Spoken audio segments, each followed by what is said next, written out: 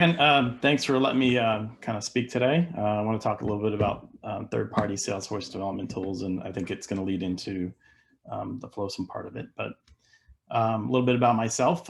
Dan Murphy. I'm a senior program architect with Salesforce. And if you have any questions after the presentation, just you can email me at daniel.murphy@salesforce.com.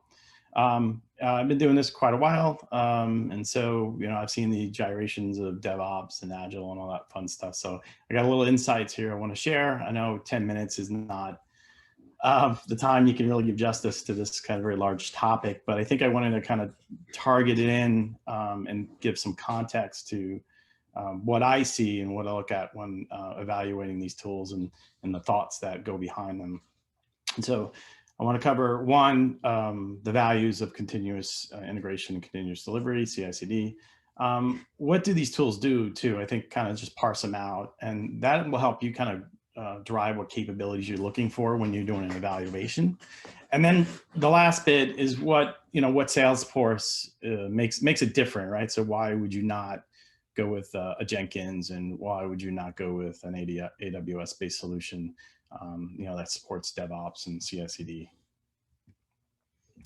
So, we talk about DevOps, we talk about Agile, we talk about CI/CD, and I'm a victim of this too. I kind of use them interchangeably depending on the context. But for this conversation, and my perspective on this is that DevOps, is the cultural ship of moving roles from specialization to the teams are running their own deployments, things like that, where you don't stovepipe people in certain roles. To me, Agile is the way of removing process barriers and kind of making things more fluid as you build up solutions. And of course, CI/CD is the idea of orchestrating and building these packaged software in such a way that you can push it faster into the environments in a lot of automation. So they all work together to streamline development, but I think the challenge that you always see is what comes first, right? So you want to start doing Agile, but then you need a tool. You want to do DevOps, but then I need to go get a tool. I want to do Agile. I need to go get Jira. So you get on this kind of cycle of how do you get started with this stuff? And I think the idea here is that you want to focus on if you want to speed up deployments, focus on speeding up deployments with automation. And then you could work on DevOps and Agile separately if you want, because you can still run your operation teams or you can run your DevOps. So don't confuse the tool of deployment with your processes. I think that's the key, especially when you're doing capability analysis of selection. So, so what's the goal of a CI/CD pipeline, right? I think we kind of all know this, but I think I need to state it clear. And this kind of stuff that goes in your capability of selection when you're looking at tools. You want shorter deployment windows, right? That goes without saying, but I think you have to measure that at least when you're on prototypes. You also want faster release cycle and faster time to value. And that time to value thing is kind of gets missed when you're doing these evaluations, because you want to be able to link your ALM tools into your deployment tools, right? So what you're pushing into production and what you're pushing into environments is just as important as the package as a whole. So you can parse it down and get the valuable stuff out first. So key factors in cheapening this goes automation. So now we're getting real specific around what these tools should be doing. Testing, deployment, plus things like code, evaluation, security evaluation. These are nice things that you can always add on to these tools. So you should make sure that when you're looking at a product in this space, that the tools that you prefer to do as add-ons to something like check marks, that is supported by the automation tool as well. You also want to be a simplified code configuration, merge, and review. And I think I highlight configuration because that's a Salesforce thing. I think the idea is that you want to be able to kind of use your version control system within your CI/CD pipeline.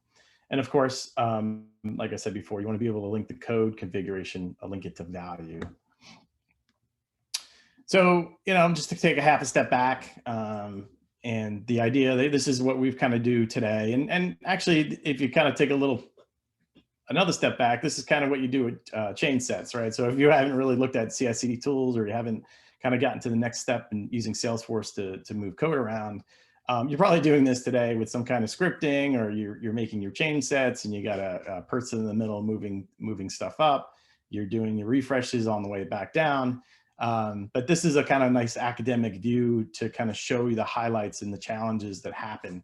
And to be honest, the biggest problem in this process is the three little guys in the middle there, or gals, and they're busy people and they make mistakes, and so you have challenges that happen, timings that happen, and things that get missed that causes delays in deployments, challenges in production deployments, and so on and so forth. So, this is how I see the world when you're looking at a conceptual pipeline of components in a CI/CD pipeline. So, we have that view of the environments, but there's a view of parts, logical parts that make up a pipeline. You have your ALM tools, your Jiras and your Rallies, right? You have your source control tools, your Bitbuckets and your Jiras. And then you have your automation, and we briefly talked about it, but there's tools and add-ons that you want to put into that pipeline to support it and enhance it above and beyond the basics of moving code around. And of course, you want to be able to move that information into environments. And so how does, the question I always kind of put out there is how do these kind of tools fit into this conceptual model? So one, we talked about linking code to value. You should make sure that these tools have a way to link your source control to your Jira, right? To be able to say that this story equals this code. So it's a lot harder than you think it is. So you definitely want to start that in a basic way before you get too deep into it. But definitely that's when you hit advanced CI/CD pipelining.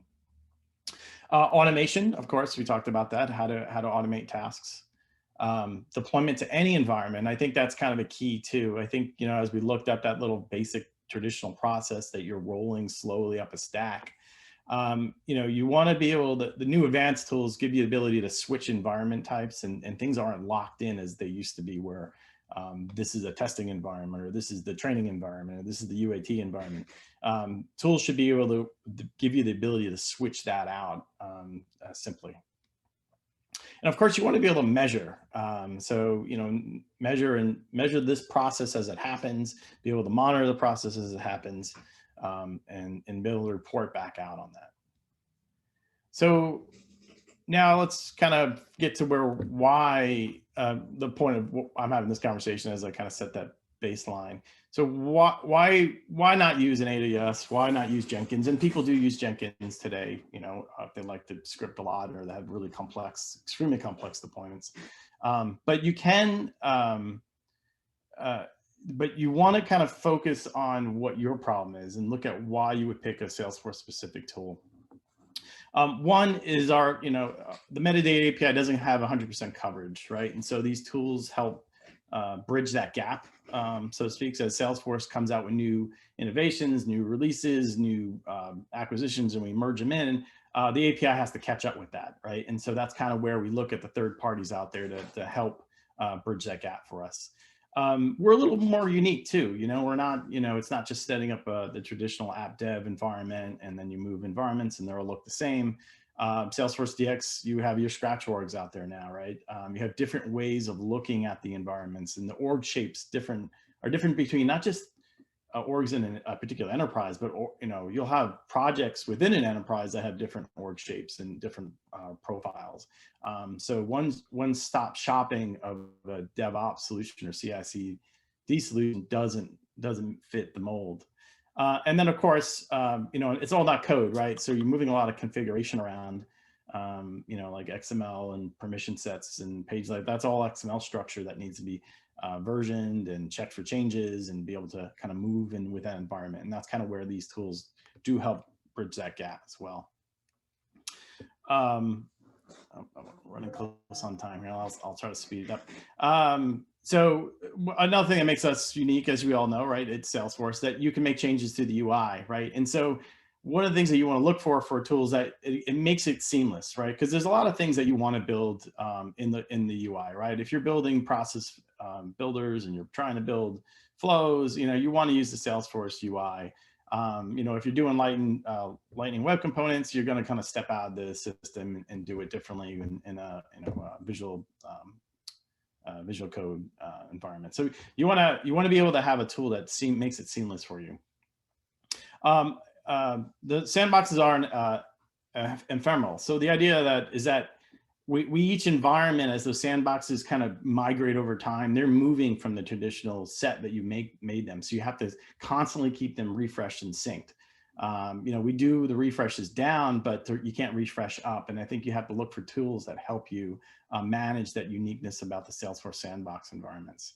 And then, of course, I can briefly mention this. All development needs are not the same. So depending on your organization, yes, if you're a small organization, you may have one org that kind of fits all your needs. But as organizations get larger, you may have multiple orgs that meet different needs. And you know, one may be at an enterprise level that has a massively complex, lots of code implementation, or you may have and within that same environment have a simple out-of-the-box configuration with just an admin doing the work.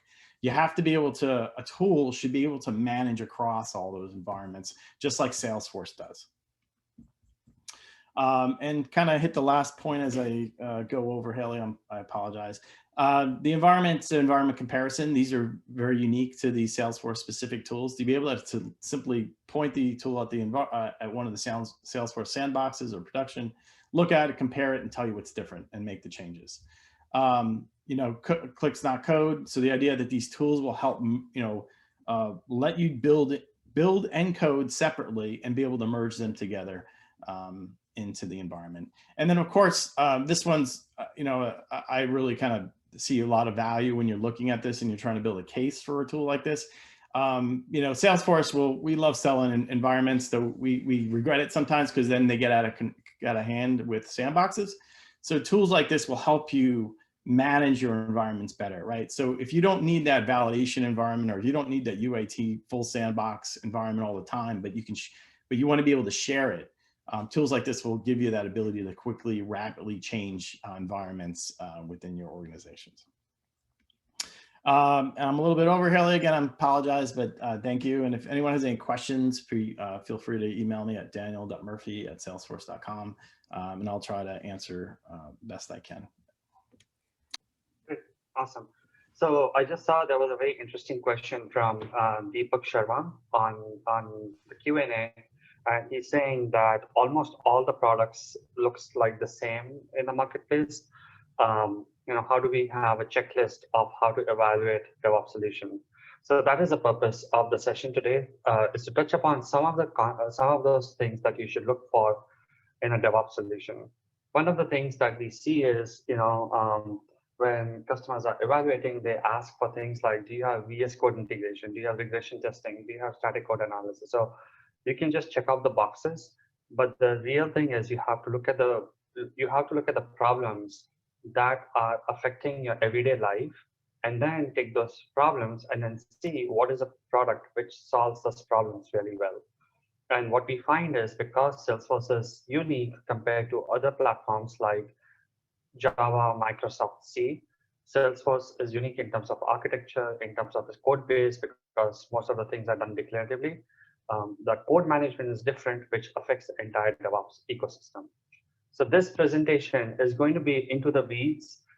It's not a high level, you know, like these are the things you should look for at a high level, but we're going to walk through some of the use cases that you should consider while choosing a DevOps solution. So the first thing is, let's talk about Matrix. So you should look at, when you have a DevOps solution, how long does it take you to do the first deployment? So when you install it, you configure it, you know, what is the time to value? Does it take months to do it? Does it take weeks to do it? With Flowsum, we have configured everything out of the box. And because the way it is, you can get your first deployment done literally within the first 1 hour.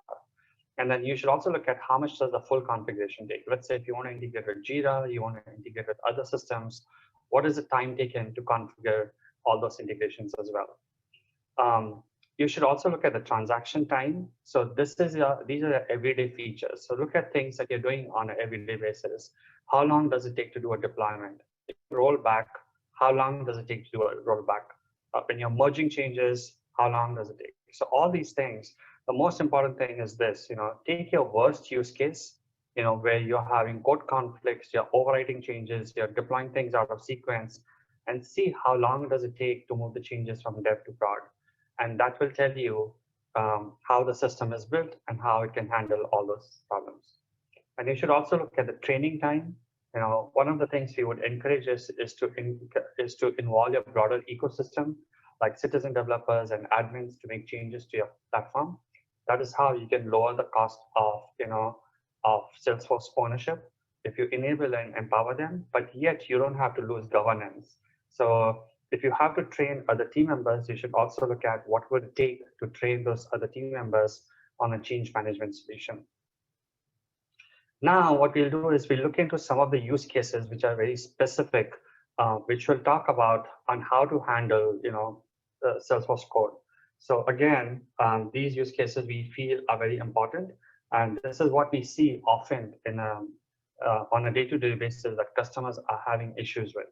So the first is on code overrides. So let's say you have one developer who added a field to the page layout. There's another developer who is working on a completely different user story. He added a different field to the page layout. Now, developer one deploys that to a test sandbox, and then unknown to that developer, another developer also deploys the change to the test sandbox. So the question is, what should happen? Should developer two override developer one's changes?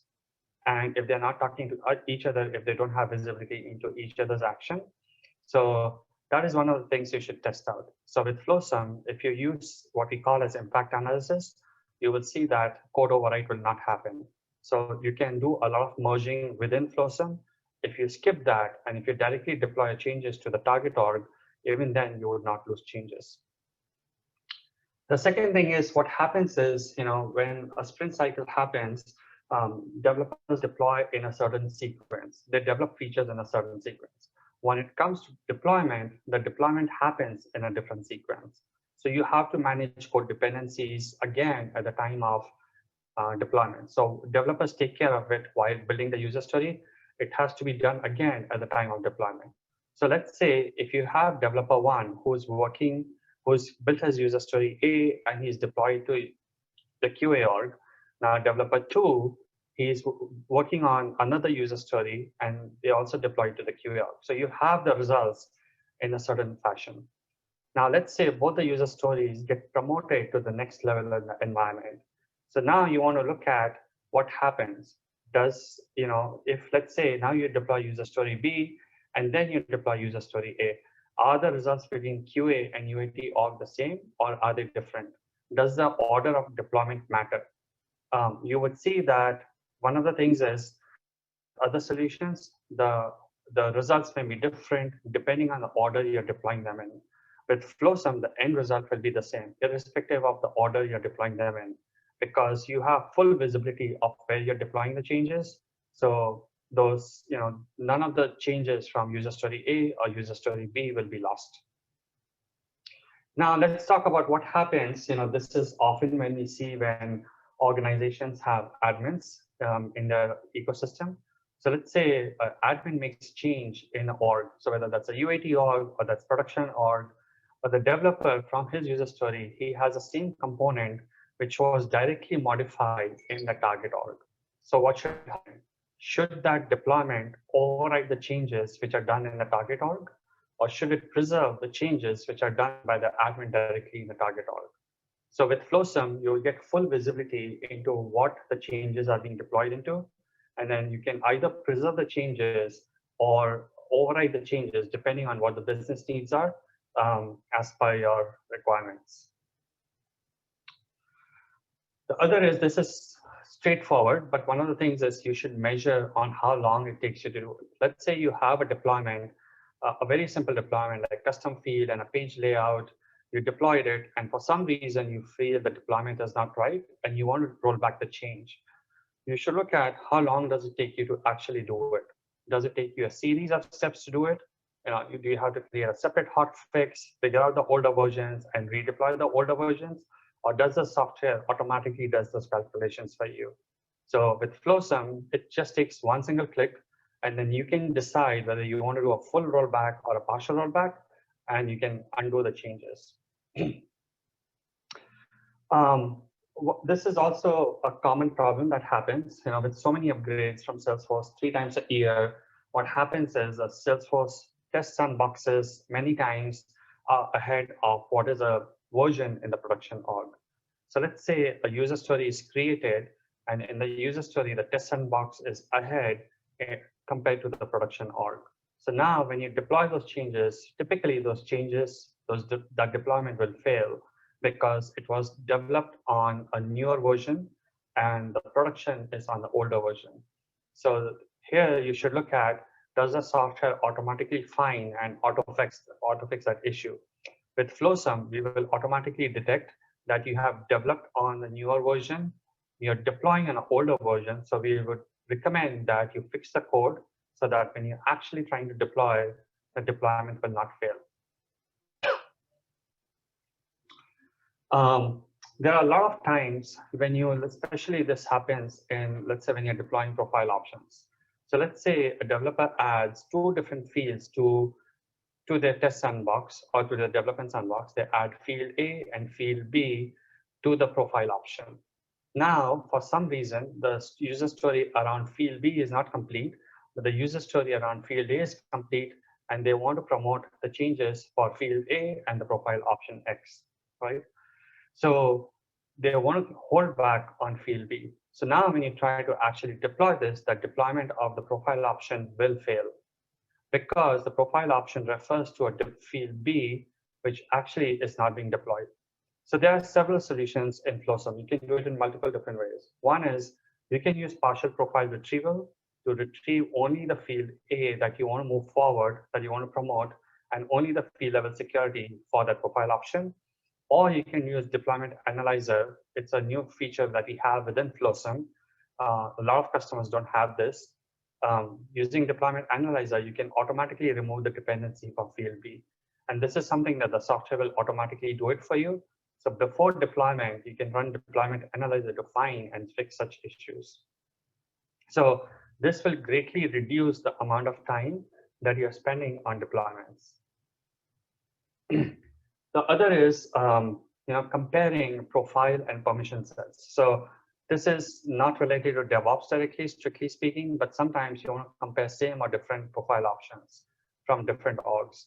So with Flowsum, you have that option. You have a custom view where you can compare profile and permission sets very quickly. They can be from the same org or they can be from a different org. In future versions, we are enhancing this to synchronize profiles across different orgs. So from the same view, you should be able to make edits. And if you save on those changes will get synchronized across the various orgs.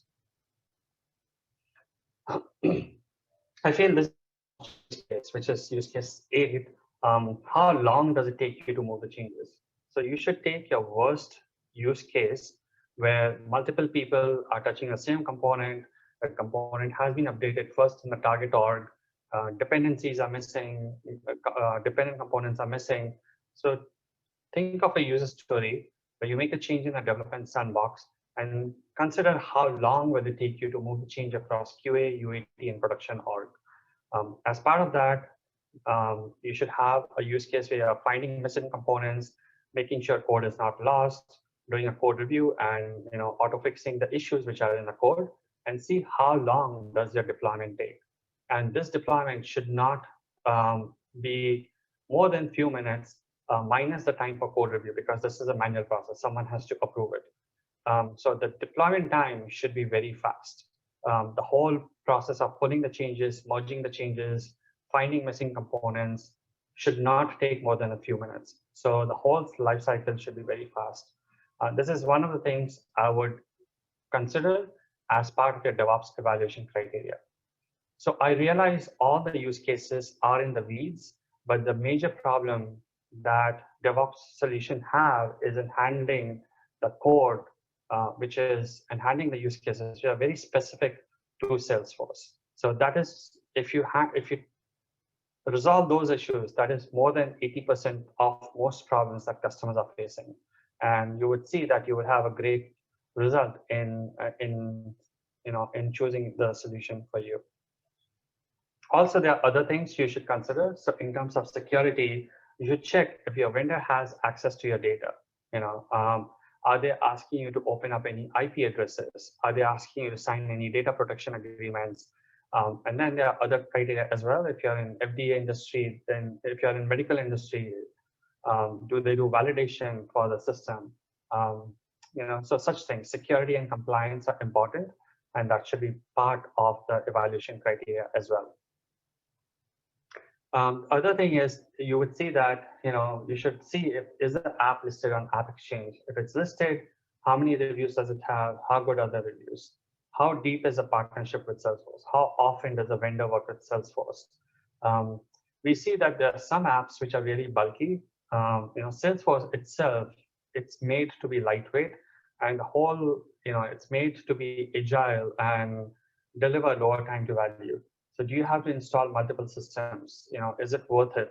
Or do you want a system which is lightweight, but yet fulfills all the objectives? If you're buying a solution like Flowsum or one of the competitors, how is it different than building your own DevOps tooling? If the underlying infrastructure is the same, if the platform is the same, how is it that the vendor is providing unique value? That's something that you should consider. And how much innovation has a vendor done? In the last 3 months, 6 months, and how different are they from traditional DevOps solution? That's something you should consider, again, to match the uniqueness of the Salesforce platform. So I believe that completes the content for the presentation.